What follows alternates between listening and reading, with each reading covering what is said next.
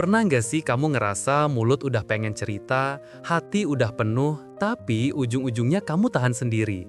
Bukan karena kamu sok kuat, tapi karena kamu ngerasa nggak ada satupun yang benar-benar bisa dipercaya.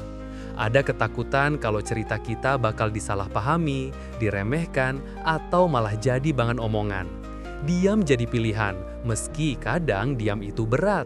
Banyak orang nggak sadar kalau rasa nggak percaya siapapun itu sering terbentuk dari pengalaman masa lalu. Mungkin pernah dikhianati, pernah curhat lalu dipelintir, atau pernah minta dukungan tapi malah dapat penghakiman. Otak kita otomatis menganggap berbagi cerita sebagai ancaman. Jadinya kita pasang tembok. Tembok itu awalnya buat melindungi diri, tapi lama-lama malah bikin kita terisolasi. Tapi ini yang jarang dibahas. Orang yang jarang curhat bukan berarti antisosial atau dingin. Banyak dari mereka justru punya empati tinggi.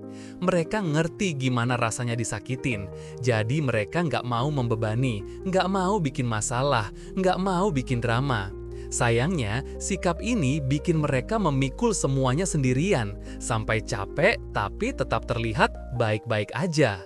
Dalam nilai Islam, kita diajarin untuk menjaga hati dan memilih siapa yang layak dipercaya. Bukan curhat ke semua orang, tapi juga bukan memenjarakan diri sepenuhnya. Ada ajakan untuk seimbang, menjaga rahasia diri, tapi tetap membuka ruang untuk hubungan yang tulus. Kita bukan diminta memendam semuanya, tapi diajarin untuk selektif dan berhati-hati dengan cara yang sehat. Bukan karena takut, tapi karena menghargai diri. Secara psikologis, kemampuan percaya itu dibangun dari interaksi kecil setiap hari. Bagaimana kita diperlakukan, apakah batasan kita dihargai, apakah emosi kita dianggap valid. Kalau pengalaman kita banyak diisi rasa kecewa, hati jadi waspada terus. Kita jadi mikir, kalau dulu aja disakitin, apalagi sekarang? Dan tubuh pun bereaksi, lebih hati-hati, lebih tertutup, lebih pilih diam. Fenomena milih diam juga sering muncul karena kita merasa harus kuat terus. Kita takut dilihat rapuh, takut dianggap manja, takut dianggap lemah. Padahal manusia memang punya batas. Tidak ada satupun yang ditakdirkan menanggung seluruh beban hidup tanpa jeda. Bahkan orang yang paling terlihat tenang sekalipun pasti punya sisi rapuh yang jarang terlihat. Kadang diam juga terjadi karena kita sendiri bingung mau cerita dari mana. Emosi menumpuk, pikiran campur aduk, sampai rasanya sulit merangkai kata. Kita takut kalau kita bercerita semuanya bakal tumpah nggak karuan. Jadi kita pilih menyimpannya dulu, berharap suatu saat bisa keluar lebih rapi.